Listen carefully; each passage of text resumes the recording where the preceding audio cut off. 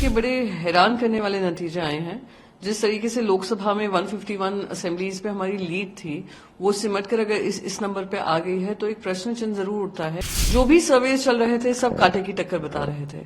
जो भी सर्वेज हो रहे थे उसमें महाविकास अघाड़ी को बढ़त दे रहे थे कि क्या ईवीएम पे भी व्यापक चर्चा होनी चाहिए, स्टेक होल्डर से बात करनी चाहिए। इलेक्शन कमीशन उसको सीधे सीधे खारिज कर देता है rather than winning over the confidence of the people.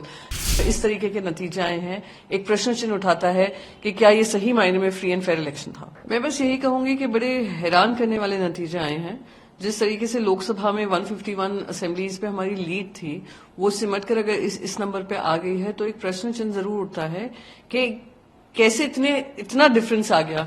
जो भी सर्वेज चल रहे थे सब कांटे की टक्कर बता रहे थे। जो भी सर्वेज हो रहे थे उसमें महाविकास अघाड़ी को बढ़त दे रहे थे। बात सब बता रहे थे एज है।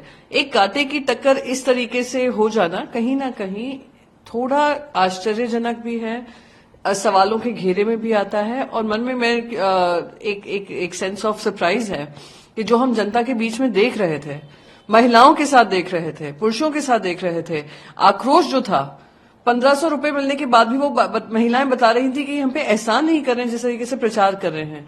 और उसके बाद ये इस तरीके के आउटकम आना, आई वुड से हमें कुछ टाइम लगेगा फॉर इट टू सिंक इन।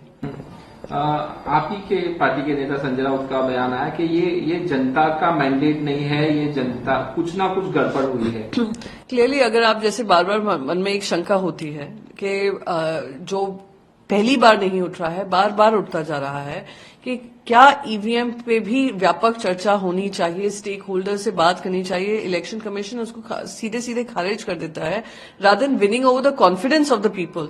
कितनी महाराष्ट्र में कितनी जगहों पर मैं गई थी जहां पे वहां पे लोग आकर हमसे कहते थे वोट तो हम आपको देंगे ही, पर आप ईवीएम पर ध्यान दीजिएगा। सबने हमसे यही आकर कहते थे।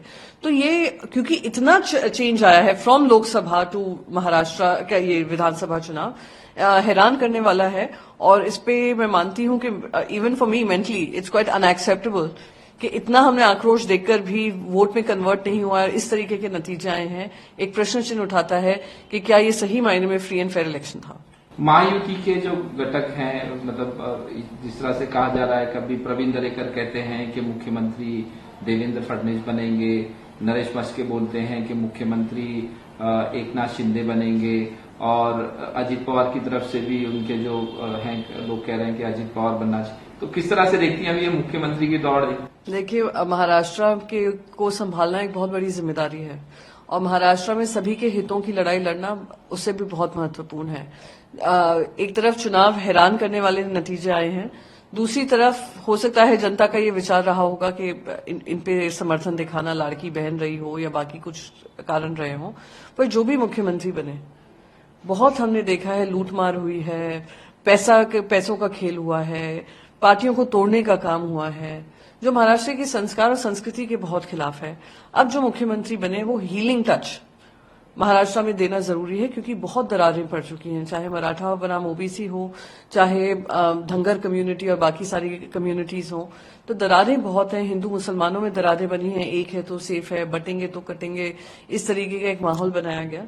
तो जो भी हो महाराष्ट्र के हित में हो, यही उम्मीद करती हूँ।